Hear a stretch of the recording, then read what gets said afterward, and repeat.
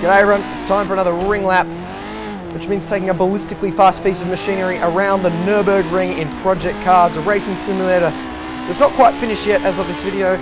It's not really an alpha anymore, but it's not really in beta either. It's still having features added, and it's a very well fleshed out game. You should definitely check it out when it is released. And I am driving a Lotus 49 Cosworth. Oh my god, what a way to start the lap. Which is a 1967 F1 car. It's an absolute animal, and I'm driving on the Nürburgring, and it is raining. So not as heavy rain as in the BAC mono lap.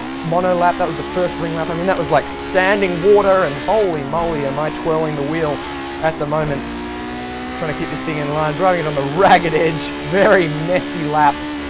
Kids, don't try this at home. So the track is very slippery, which is hugely enjoyable in this car, and we'll talk about why in a bit. But first, what is this car? The Lotus 49, 1967 F1 car.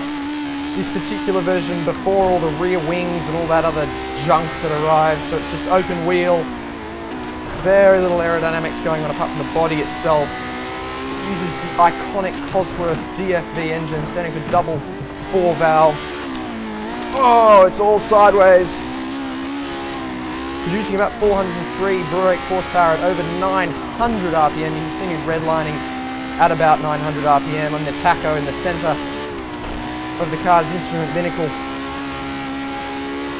It's a 3-litre naturally aspirated V8, and it's just a total joy because it is naturally aspirated. I mean, the power is just instantaneous. There's none of this turbocharged laggy crap going on. Which means that during little slides like that, and during every corner really, you could really just adjust the attitude of the car very minutely with the throttle. There's no delay. Nothing like, you know, the 12C GT3, very sorted in the simulation. But it reflects that in real life that car is dual turbocharged. The V8 is double turbocharged. And you just cannot get around the fact that that dull throttle response. Whoa! And I've touched the wall. But probably fine, really wasn't a very tough hit. And the joy that you get from piloting this naturally aspirated machine compared to those turbocharged machines is really quite something. It's very sad that in the modern era, you know, for very fast cars, you know, even BMW's M Division chasing the efficiency targets for these very, very fast cars at the expense of driving pleasure. Oh! Holy moly! I did not deserve to survive that. I'm being way too aggressive here. I really am trying to push this thing. I really am trying to have fun with this car at the moment because of that. You know, it really is dominated by the engine. Very interesting design too. The Lotus 49 Cosworth. Oh, I've overcooked. Which means I've had to brake late into this corner, which means I'm going to have to go in a bit slower. But that's nice and clean, isn't it? That was much nicer.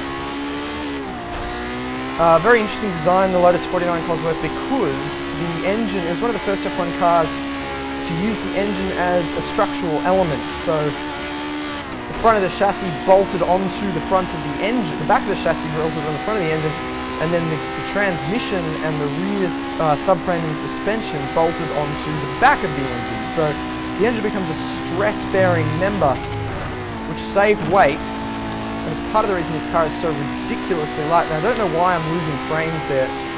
Maybe my raid is getting full. It's starting to skip frames. Holy moly, this thing is so much fun.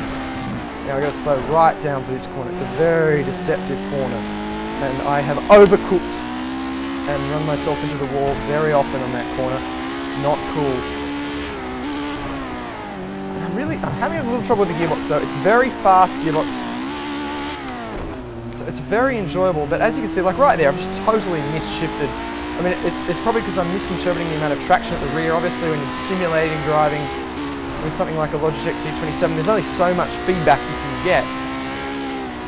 And you can miss the fact that, you know, the rear is doing things. You have to rely a lot on your perception in front of you, whereas in a real car, you can feel what the car's doing. And that's, every time I get in a race track for real and drive a real car on a track, it's just I love that. I love being able to actually feel what's going on. So I really am just throwing this thing around. It's actually quite hot in the Unknown Worlds office today, and I am quite literally sweating as I do this. It's such a physical thing. You can see, you know, every motion of the wheel that you see on screen, I'm actually doing on this Logitech G27 in real life. So, and then there's the fact that I'm left foot braking, my left foot's on the brake, my right foot's on the accelerator, constantly dabbing between the two.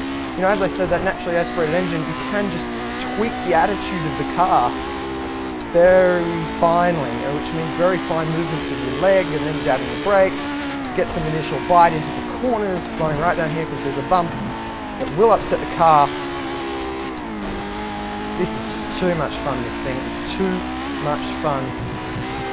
And because it's before aerodynamics really started to play a heavy role in F1, it's before the huge, ridiculous rear wings that were eventually banned, and before the, you know, the massive amounts of aerodynamics down to the, I'm not sure if you guys have seen current F1 cars with the dildos that they've attached to the front. You think I'm joking, but I'm not. Before all that means that, oh crap, oh! Whoa, okay, now we just made it out of there alive, ladies and gentlemen, we just made it out of there alive. Because it's before all those aerodynamics, at very high speeds, it just, I'm losing it a bit here. I'm losing concentration. I've got to concentrate again, less on commentating and more on driving, but at very high speeds, the whole thing just starts to float because it doesn't have a hell of a lot of downforce. It only weighs a couple of 100 kilograms. You know, it's less than 1,000 kilograms. That's less than 2,400 pounds for people that think in pounds, and holy crap, I mean, at this speed right now, if I just move the steering wheel around, it's hugely floaty. I mean, you would not want to attempt any fast maneuvering here. Unfortunately, I think the speedo in this iteration of the Lotus 49 is broken in Project Cars Nurburgring. We don't know how fast we're going, but I'd estimate about 170 miles per hour. And I'm going to slow down for the final corners here as we come up to the end of this ring lap, which was one of the most enjoyable. I mean, I'd say the Aerial Atom was possibly more fun simply because of the weather conditions, but this car really is one of the ones to drive in Project Cars at the moment if you get the chance. So, ladies and gentlemen, as I go across the line, I will see you all soon for another ring lap.